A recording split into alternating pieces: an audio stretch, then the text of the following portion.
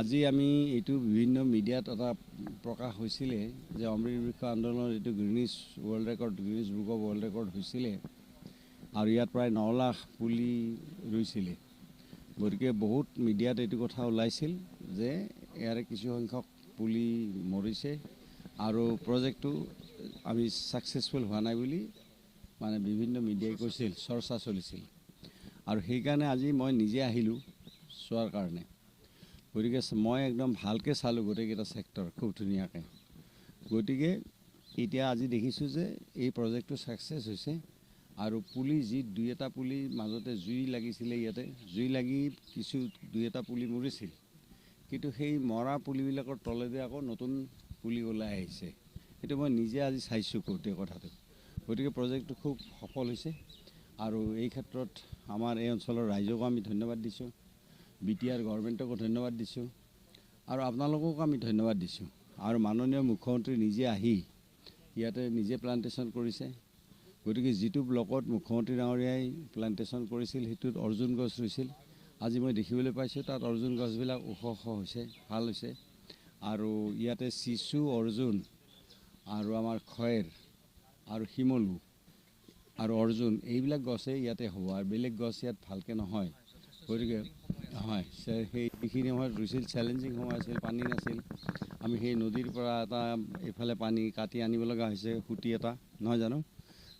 গতিকে এতিয়া বৰষুণ এতিয়া আহিব, বৰষুণ অহাৰ পিছত আকৌ সেই পুলিবিলাক হেৰি ডাঙৰ হ'ব। ভৱিষ্যতে আৰু পৰিকল্পনা আছে, আমি যিখিনি মাটি এতিয়াও বাকী আছে সেইখিনিতো আমি সম্পূৰ্ণ প্লান্টেশ্যন কৰিম। এখন বিশাল অৰণ্য যাতে ইয়াত হয় তাৰে কাৰণে প্লেন কৰা হ'ব। মেন এলিফেণ্ট কনফ্লিক্টটো এতিয়া আমি ইয়াতে আজি যে আমি চাৰিওফালে যে আমি বাউণ্ডেৰী দিয়া নাই, বাউণ্ডেৰী দিয়া নাই এইকাৰণে যে বাউণ্ডেৰী দিলে হাতী মানুহৰ গাঁৱলৈকে যাব। গতিকে হাতীবিলাক ইয়াত মুক্তভাৱে বিচৰণ কৰিব পাৰিছে। গতিকে সেইকাৰণে আমি ইয়াত বাউণ্ডেৰী এতিয়ালৈকে দিয়া নাই। গতিকে হাতী আৰু মানুহৰ সংঘাতটো সেই হিচাপত বহুত পৰিমাণে কমি আছে।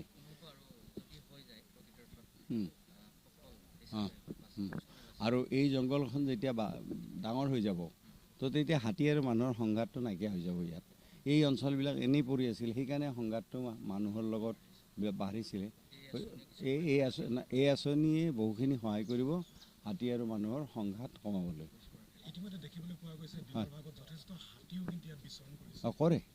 কৰে দিনৰ ভাগত হাতীও বিচৰণ কৰে আৰু তাৰ উপৰি গধূলি সময়তো হাতী বিচৰণ কৰে। কিন্তু এতিয়ালৈকে তেনেকুৱা কেজুৱেলিটি ক'তো হোৱা নাই, কোনো মানুহক অন্যায় কৰা নাই হাতীয়ে। হাতী নিজৰ ববীয়াকৈ ঘূৰি আছে, মানুহ নিজৰ ববীয়াকৈ ঘূৰি আছে। এতিয়া আজি আমি দেখিবলৈ পাইছোঁ আমাৰ নৈখনত, যিখন আমাৰ ধনশিৰি নদী, তো তাতে কিমান মানুহে গা ধুই আছে, নহয় জানো? গতিকে কোনোবা এটা পৰ্চনত হয়তো হাতীও গা ধুই আছে। গতিকে মানুহ ইফালে গা ধুই আছে, হাতীও গা ধুই আছে। এটা এক্সিষ্টেঞ্চ হৈছে।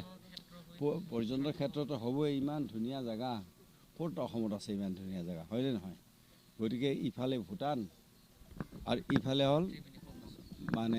হ'ল অৰুণাচল।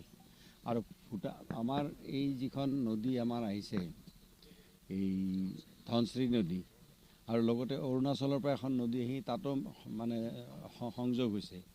প্লাছ ভাৰতবৰ্ষ, ভূটান, অসম, অৰুণাচল, এইটো এটা জাংচন।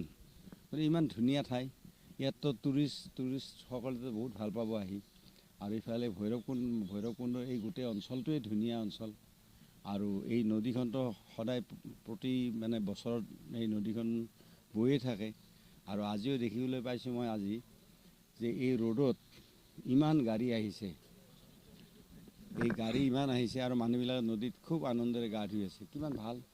গতিকে আমি লাহে লাহে এইটো এটা পৰ্যটনস্থলীলৈকে আমি ৰূপান্তৰিত কৰাৰ চেষ্টা কৰিম।